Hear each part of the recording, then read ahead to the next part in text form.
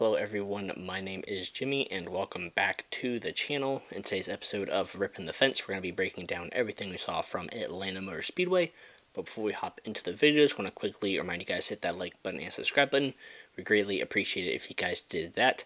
But let's go ahead and hop into it. Matthew, my friend and co-host, is joining me, and we are recording this on Wednesday, 9/11. So first of all, I just want to give a shout out to everyone that was impacted by 9/11. Matthew and I, we were both very, very, very small little boys back then. So unfortunately, we don't remember anything from that day. But just want to give our thoughts and prayers to anybody that was affected by that tragic day 23 years ago. But Matthew was actually in Atlanta for the race this past weekend. So get a little bit of thoughts about him and his experience down there. So Matthew, let's go ahead and hop into the video. How you doing? And maybe give a quick little summary of your trip down to Atlanta. Well, I had a good old time in Atlanta for the first time I went there. It's different. I know why it's called Hot Atlanta now because it was hot there. I mean, that Atlanta sun does not play around, and I learned that the hard way. Let's just say. But overall, what an amazing weekend it was being there. Amazing racing in both races. Of course, got some autographs as well, um, including guys like I got this hat right here signed, including guys like Josh Berry, Corey LaJoy, John Hunter Nemechek, and even got an autograph from David Reagan of all people. I didn't expect him to be at Atlanta, but there he was right there, so that was cool. And I think the best one by far from this weekend was being able to get an autograph from William Byron. So I had to be like one of 100 people at the Hendrick trailer to get like a wristband for William Byron's autograph. So I was able to get there like super early um, to get that wristband, and boom, was able to get William Byron's autograph, which is awesome considering he's one of my favorite drivers. So that was special. And also, they did an Xfinity autograph session on Saturday, just like the Truck Series of Richmond, where we went. They had guys like Chandler Smith, Justin Allgaier, Sammy Smith, Matt Benedetto, just to name a few.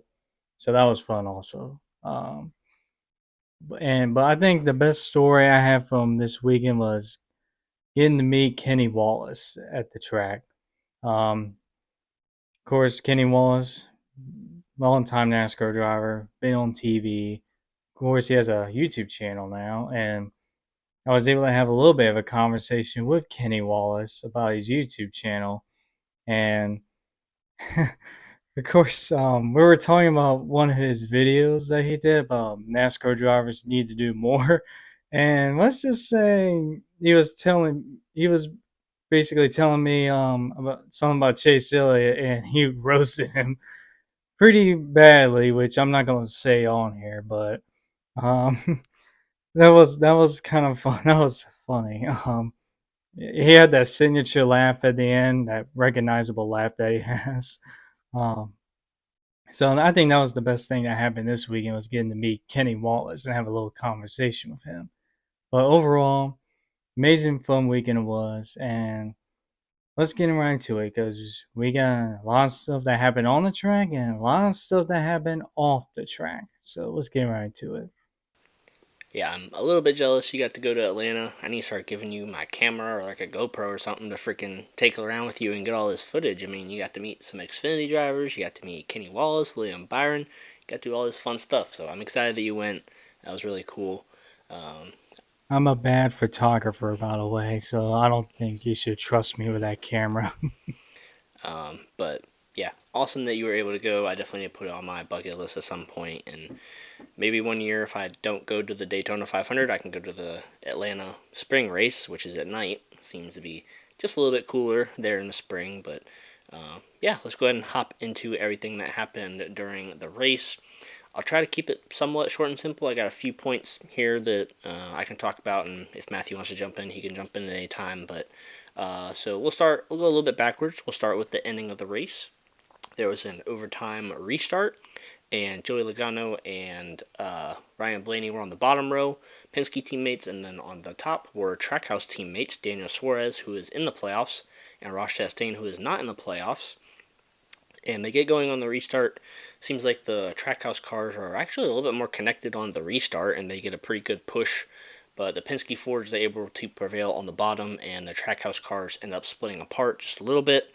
And Ryan Blaney is able to push his teammate Joey Logano to the win to lock Logano into the playoffs for the next round.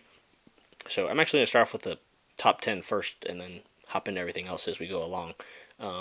So Logano, Suarez, Ryan Blaney, Christopher Bell fourth, Alex Bowman fifth. He was up in the top 5, top 10 most of the day. Alex Bowman was. Tyler Reddick, Kyle Busch, Chase Elliott, William Byron, and Austin Cindric, who is also at the front of the field for a lot of this race. And I'm also going to share where some of the other playoff drivers finished. So Ty Gibbs finished 17th, Brad Keselowski 19th, Denny Hamlin 24th, Harrison Burton 31st, Martin Truex Jr. 35th, Kyle Larson 37th, and Chase Briscoe 38th. So back to Penske real quick. They seemed like they were pretty much the class of the field almost the entire race, and honestly, are we surprised? Not really. Penske and Ford is very good at these drafting tracks and very good at Atlanta as well. And all three of them were up near the front of the field for most of the race. Austin Cindric, he led a lot of laps. He got a lot of stage points as well. I think he got like 18 or 19 stage points, which is really good for him because he was right near the bottom of the playoff grid before this race. So very good for Austin Cindric to get a lot of those stage points and get a top 10 finish out of the day as well. Joey Logano won the race, obviously, and Ryan Blaney came back to the field after some trouble I'll get into in a little bit to push his teammate to the win. So all three Penske cars had a great day. I don't know if y'all count Harrison Burton as a Penske car or not, but he wasn't up there much of the race. It was mainly just the three main Penske cars. Kyle Larson, he had a very weird crash in stage 1. Looked like he was just cruising in turns 1 and 2, and all of a sudden the car snaps on him. He overcorrects and slams the wall, nose first into the wall. Very hard hit. Very glad he was okay. And Chase Briscoe, unfortunately, was involved in that wreck as well. Ended his day, and obviously not what Chase Briscoe needed after being near the bottom of that cut line. He's obviously well below it now. I don't know if he's in a must-win situation or not. It's going to be close. But Watkins Glen and Bristol, not looking too sharp for Chase Briscoe. But unfortunately, he was caught up in that incident with Kyle Larson. What else happened? There was a crash involving Ryan Blaney and Martin Truex Jr. So Chris Buescher, he got loose off of turn 2, came down the track, collected Ryan Blaney. Ryan Blaney he got a lot of cosmetic damage, but obviously he came back and finished third to Joey Logano and Daniel Suarez. So it didn't affect his car too much on the performance side. They had a giant piece of duct tape on the left side of the car where the number usually is. But he was able to bounce back from it. He came down into Martin Truex Jr., and Martin Truex Jr. unfortunately had enough damage. Didn't end his day, like he didn't have to go to the garage, but he went several laps down, hence why he finished 35th. So tough break for Martin Truex Jr. Just another example of what could go wrong, does go wrong for this 19 team. And I can't remember if I had him out in my first round or not in my playoff bracket, but I was very close to considering it if I didn't already have him out my first round, just because the luck is just not there for Martin Truex Jr. As fast as cars as he brings to the racetrack every week, the luck has just not been there, and you need strong finishes in the top 5 and top 10 every week to make yourself a threat in the playoffs, and they just haven't had that. So just another bad week for Martin Truex Jr. and that team.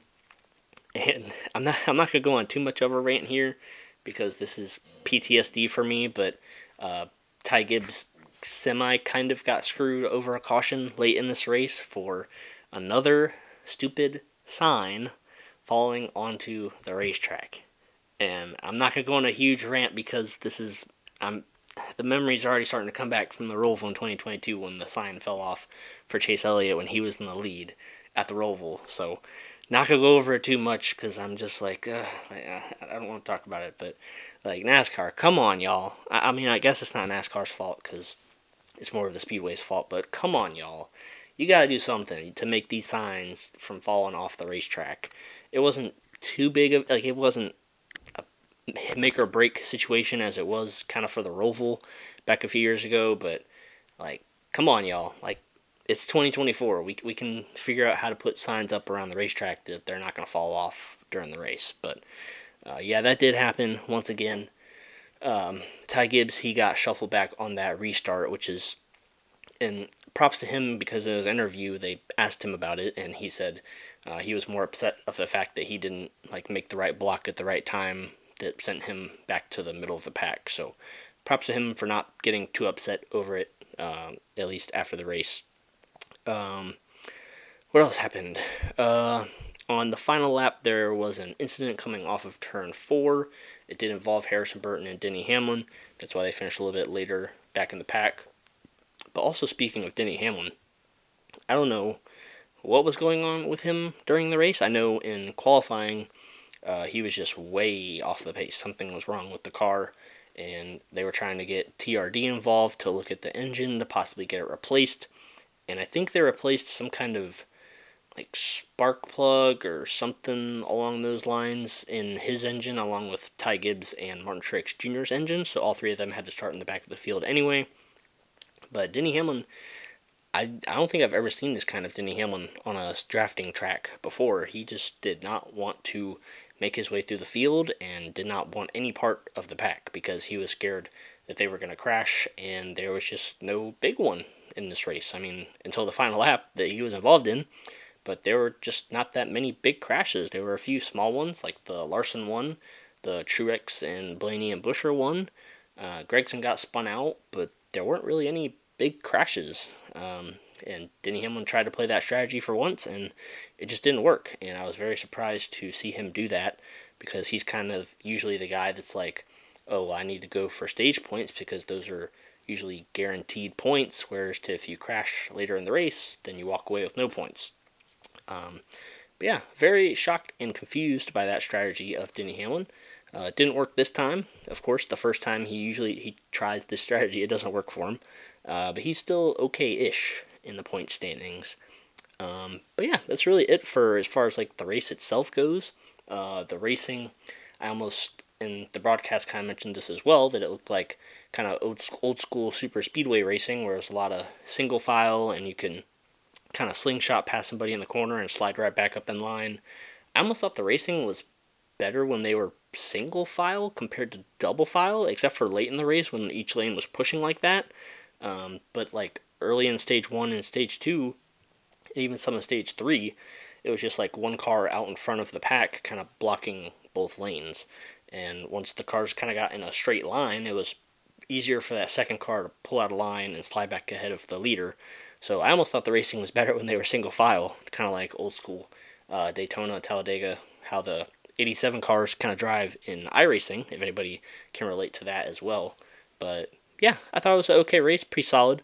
Wasn't as exciting or thrilling as some of the other Atlanta races with this new configuration, but I thought it was pretty solid overall. So I'll go ahead and let Matthew share a little bit of his thoughts about what he saw on Sunday, and then we'll kind of go over the playoff grid and some other stuff before the video ends. So, Matthew, what do you got to say about what you saw from Atlanta on Sunday?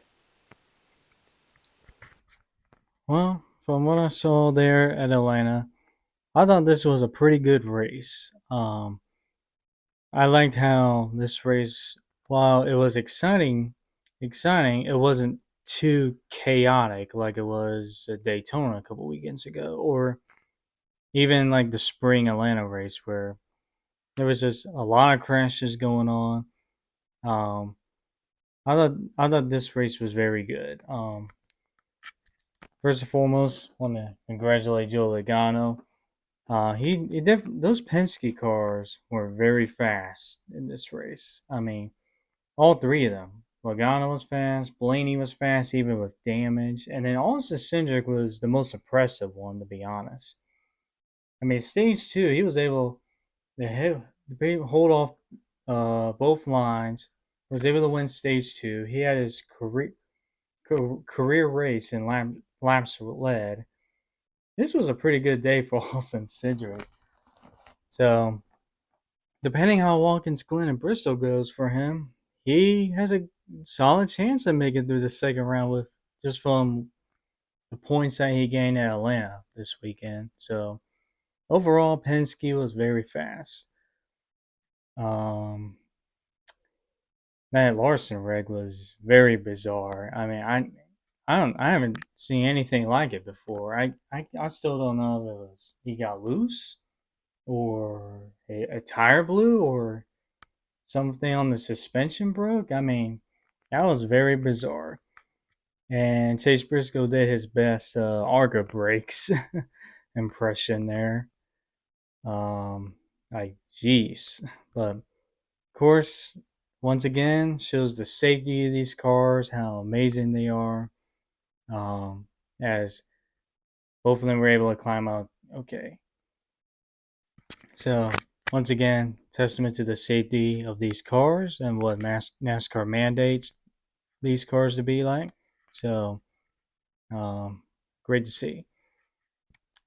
I don't think I have much to say other than it was a good race. I mean, like I said, it wasn't too chaotic as it was like Daytona a couple weeks ago. I thought it was just simple, straightforward, which is okay. I mean, once in a while we need something like that instead of pure chaos most of the time. But I do want to spend the rest of the time talking about the charter drama that happened this weekend. Of course, 13 out of the 15 teams signed the new charter agreement. Two of them didn't. Of course, 2311, no shocker. But Promo Motorsports is the other team, which I'm actually am shocked about considering they literally just bought a third charter earlier this year. And now we're going to hold out here. So you're going to spend millions of dollars in a charter and then not sign it? Okay. I don't get that one. But my opinion about all this, I think this is going to get ugly, especially when it comes to 2311. I mean, you got Denny Hamlin, who is one of the most stubborn drivers in the garage. It has quickly become the most stubborn owner in the garage over the past few weeks. And then you, of course, got Michael Jordan with the millions of dollars that he has and all the different connections that he has. If 2311 were to take NASCAR to court, Michael Jordan will bring out the best of the best when it comes to, lawyers and all that. He's got his people. And I mean this can get ugly. Um there are conflicting reports about, these some owners like, oh, we were forced to sign it. Oh, this we didn't want to, but we kind of had to. There were conflicting reports there, but then you had guys like Brad Keselowski or Justin Marks from Trackhouse come out and say, that's not really what happened. There's negotiations have been taking a long time, and we felt like we got the best that we can get out of these negotiations, and we went ahead and signed. Even Rick Hendrick, during his Indy 500 announcement thing yesterday, said something similar. How he just felt tired about these negotiations. They said, "We got what we were able to get out of this. Let's go ahead and get this out of the way." And then there's 2311 and Provo Motorsports who say otherwise.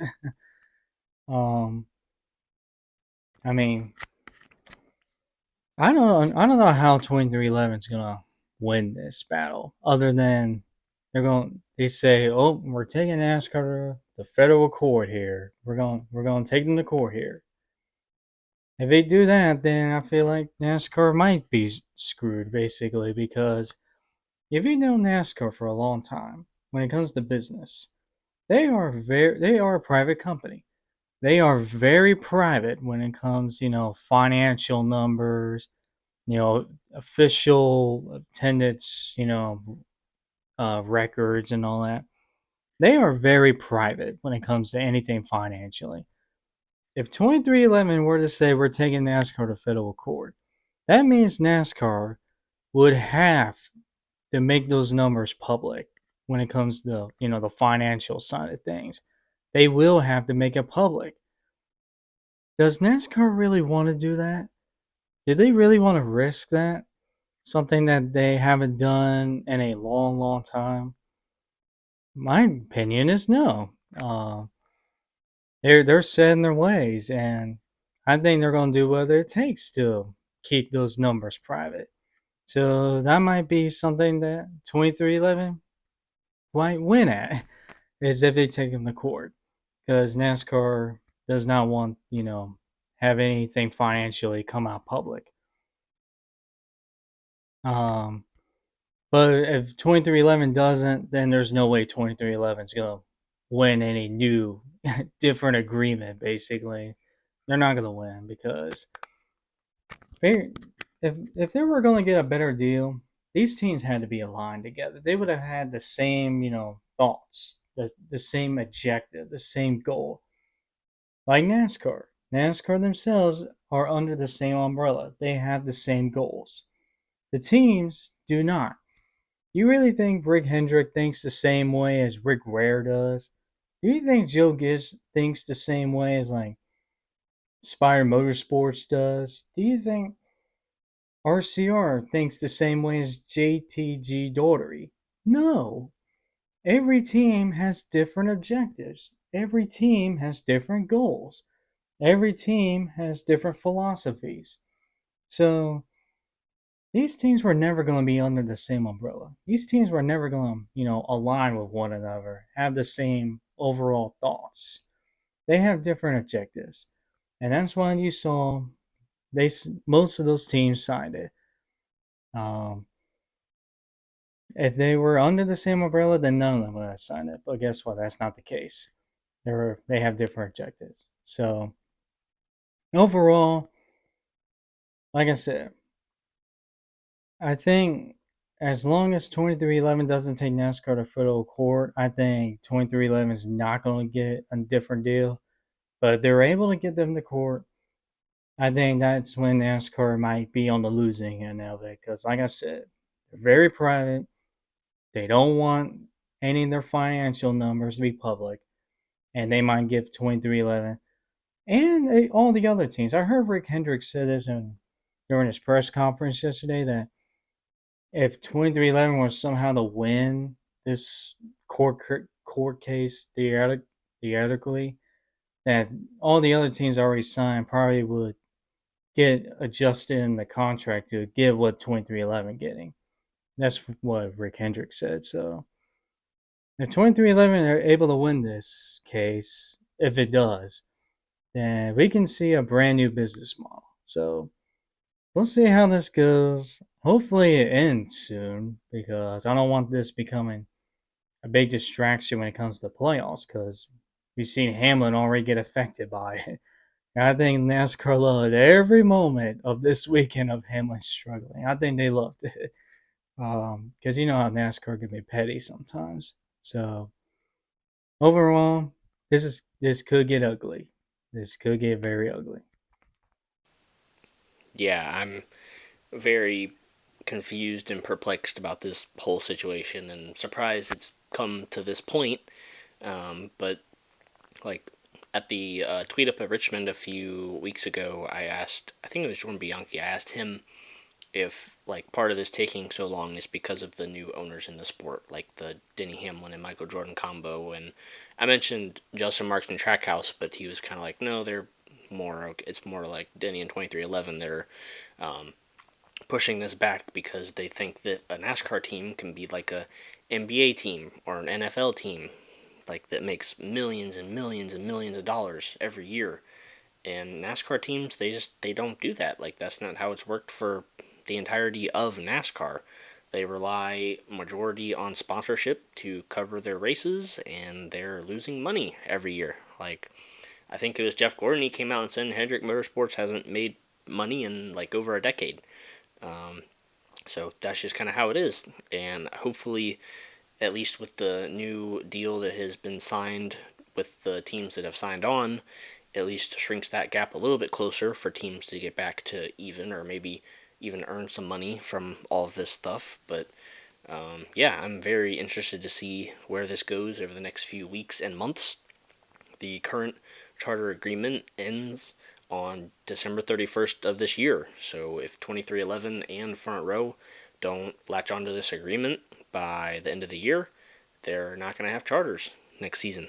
And I listened to this on the Teardown with Jeff Gluck and Jordan Bianchi, and I think it was Jordan Bianchi. He was like, 2311, they theoretically could just run open cars next year, but that's going to cost, I think he said, like extra $5 million per car every year, and they're not going to get that guaranteed prize money from the purse with the charter every race either, or they're not going to get guaranteed money from where they finish in the owner and driver standings every year as well. So I really can't see how much longer 2311 can drag this out before the end of the year, because if nothing happens, if they don't take NASCAR to court, or if NASCAR doesn't come out with another extension, they're going to lose a lot of money. And I know that obviously they have Michael Jordan, so they have money and they could possibly even afford to lose that kind of money for a year just to kind of make a point. But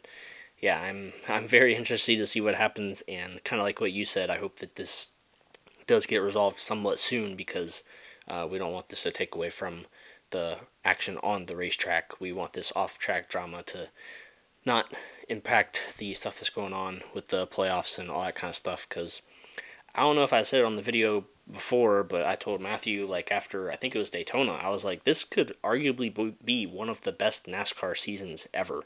Just the amount of genuinely good racing we've had this season, the crazy finishes we've had, the crazy crashes, the upset winners, just about everything. So I don't want this media rights deal to get in the way of arguably one of the best seasons in NASCAR history. And I might get flamed for that, but I mean, that's my opinion, and I'm sticking to it. I think it's one of the best seasons that we've had. I'm not saying it's the best, but I think it's one of the best racing seasons we've had in quite some time. So hopefully that whole charter agreement gets solved. I do want to quickly go over the playoff standings, and then we'll rate the race, give our paint scheme, and get on out of here. So playoff standings: Joey Logano, he wins and advances to the next round.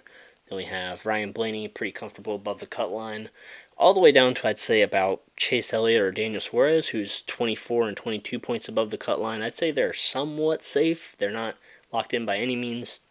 Austin Cindric is up 27 points after his magnificent Atlanta performance. Kyle Larson is still plus 15 after his quote-unquote mulligan. Denny Hamlin plus 2, Ty Gibbs plus 1. Brad Keselowski 1 below the cut line.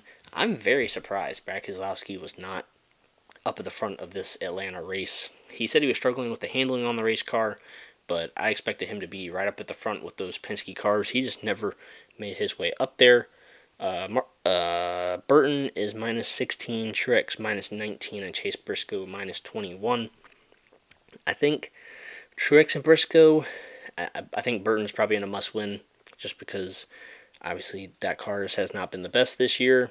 Truex and Briscoe, I wouldn't say they're must-win just yet, just because Briscoe, he has been fairly good at the road courses, and Bristol, along with Martin Truex Jr., he's really good at Bristol too, so I don't say they're must-win just yet, but they're almost there. But those are the playoff standings for you guys as we head into the final two races of the first round. But let's go ahead and talk about rating the race and our favorite paint scheme. So rating the race, I think I'll give it. I think I'll give it a. I don't know. I'll give it a 7 out of 10. I thought it was like a good race, kind of like both of us established earlier. Wasn't off the charts by any means, and it wasn't a bad race. So I'll stick with the 7. Just kind of a good race overall. And my favorite paint scheme, I'm actually going to go with Martin Truex Jr.'s Auto Owners car. They completely revamped the scheme. It's like white and blue and teal, and I really love this color scheme. I don't think I've seen anything like this on a Martin Truex Jr. Auto Owners car, so I really loved that one.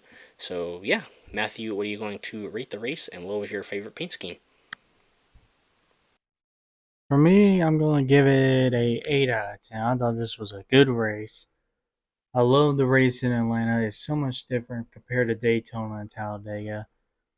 And even when it's just single file, there's still a lot of action that's going on. So this race is an 8 out of 10.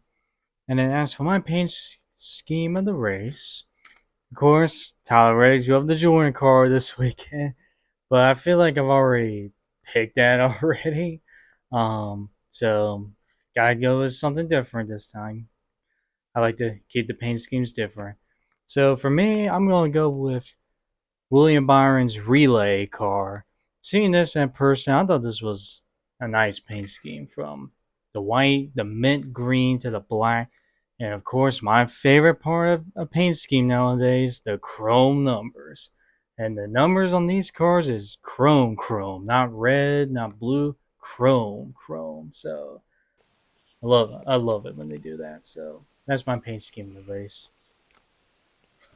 All right. Yeah, we've picked the Jordan car a few times, but it's been different Jordan brand paint schemes, and this one was a repetitive one from Talladega. And honestly, I kind of wish that they switched it up. I kind of like the uniqueness of them just kind of running one Jordan car at a time, but this one is still a pretty good. And I like the just simple black and white with the elephant print on it. But yeah, that is our ratings of the race and our favorite paint schemes. And that is going to wrap it up for this video. Sorry, it's just a tiny bit long, but obviously, with the whole charter agreement and stuff, we really wanted to talk about that with you guys since that's a really big headline going on in the NASCAR world. But thank you guys so much for watching. We hope you enjoyed it. We got Watkins Glen and Bristol, 2 more races in this opening round of the playoffs. So make sure you guys are subscribed and hit that little notification bell if you want to see when we upload next. And check out our social media stuff down below. But until the next time, we will see you guys in the next one.